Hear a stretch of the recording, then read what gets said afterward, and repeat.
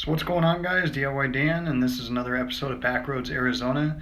In this video, I'm going to go over what I take with me with my razor in case I break down, get stranded, get stuck, because me and the family go out by ourselves quite a bit, and I like to be prepared if something happens. So I mounted this storage box on the top of my razor. We're going to go over how I mounted it and what I have in it. I'm also going to go over some breakaway tow harnesses that I made. The reason for that is we were up at the dunes with some friends and one of them broke down and we had to tow them back to camp, and in the process of doing that we actually ripped his front bumper off, and I didn't want that happening to me, so we're also going to go over that. So let's get to it. So this box I got at Cabela's, it's actually a rifle storage box and it says it's waterproof. I did pressure wash it off and stuff got a little damp in there, but overall it stayed pretty dry, so I'm pretty happy with it. So the other nice thing about this storage box is you can throw a couple padlocks on it and lock it down. A lot of times when we're out riding, we'll see a nice hiking trail and we're always too worried about leaving everything in the razor while we go for the hike. This way I feel a little bit more secure that anything of value is locked up. So to mount this case, I used some 1/2-inch square tubing, and I cut it long enough to reach from the back roll cage bar to the middle roll cage bar. Then I set the case on top of the square tubing and drilled from the bottom of the roll cage, centered, up through the square tubing and through the box for the front 2 bolts. Then the back 2 bolts for the box itself, I just went through the roof and the square tubing. Then I added 2 more bolts to the back going through the square tubing and the roof and the roll cage. I did put plastic bushings between the square tubing and the roof to hopefully keep from scarring up my roof. So that's how I mounted that. We've had it out on a couple trips and I haven't had any issues as far as it moving around or anything like that. So this was after attempt number about 10. Sorry about the bumper. I was ready to tear the car apart to get yours back. It's better time than me. So we ended up losing something off the front of this car and we couldn't quite figure out what it was. And then we found it. Slight bumper issue. So what we ended up doing is attaching it underneath to some cross members under the frame. So because of that experience, I made some breakaways so that would not happen to me. So I got some 300-pound test rope, cut them all at equal lengths, and basically just tied one overhand knot. I also singed the ends with a lighter so they would not start fraying. So the reason his bumper got ripped off was because there got some slack in the tow rope, then that hard jerk after the slack was taken up. Now this happened a couple times before it actually broke the bumper. I made quite a few of these because I don't know if I used too light of test rope. However, if I put one on there and we break it immediately without any hard jerk, then I can double it up and put 2. Now, if it only breaks when there got a lot of slack in the tow rope and that hard jerk happens, then it's doing exactly what it's supposed to do. If it breaks immediately on me, I can double it or triple it up. Guaranteed we're going to get stuck and I'm going to have to be pulled out, and I'll let you guys know about it when it happens. So bear with me, I'm going to go over everything in this case. It might take a little bit because I got a lot of stuff in here. I am going through it as fast as possible. Couple toe straps. These are my breakaways that I just made. Some flares. One of those is a smoke signal, one's a flare. In here I got a little hazard flashlight with some extra batteries. I don't keep the batteries inside of it because I had the button get pushed and then I had dead batteries one time, so that didn't work too well. So I just keep them on the outside. A couple whistles. This is a whistle slash flint and some matches. It's kind of all that stuff that you hopefully don't ever need, but should have just in case. In here I've got some of my stuff I want to keep protected. I've got a spark plug tester that I can plug in and check and see if I got spark. I got a voltmeter here, little Harbor Freight, less than 10 bucks. I've got my charger for my flashlight, so I can plug it in the cigarette lighter, so even if it's dead when I pull it out of here, I can plug it into the cigarette lighter and still have a flashlight.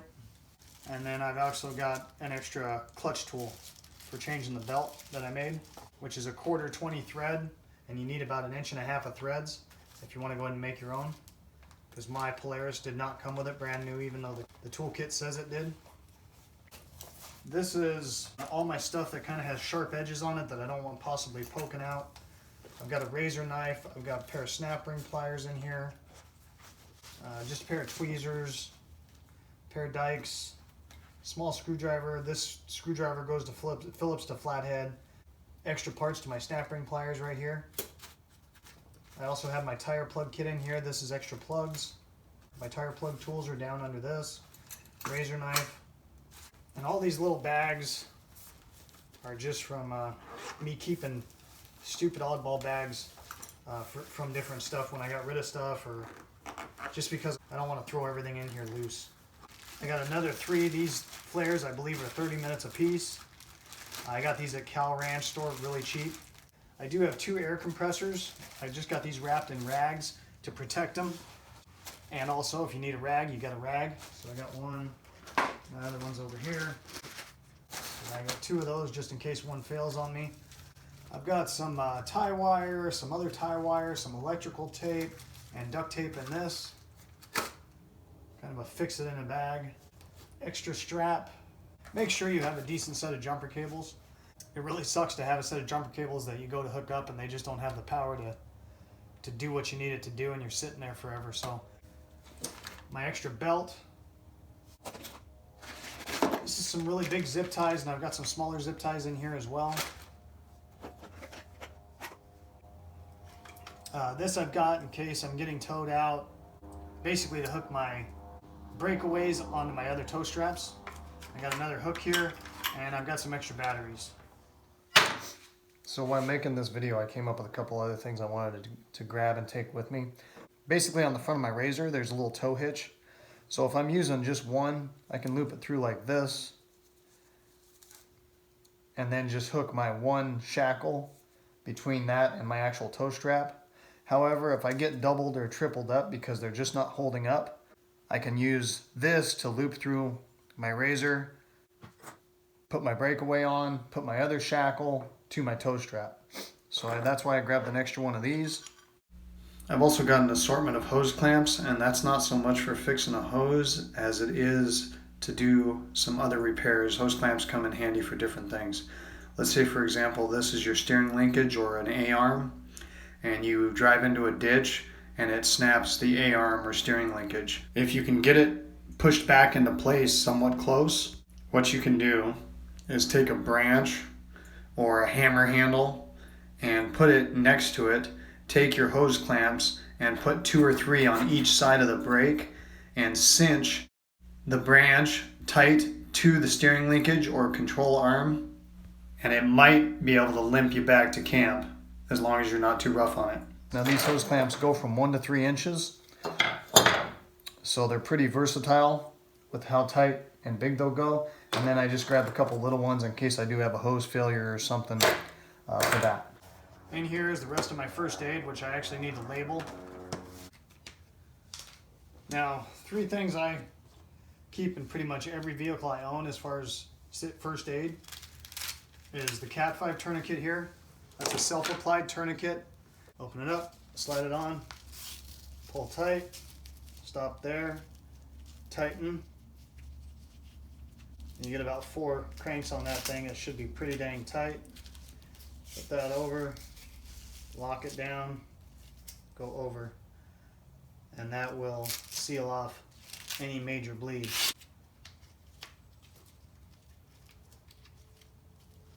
The other thing is, they always say to make sure it's ready to go.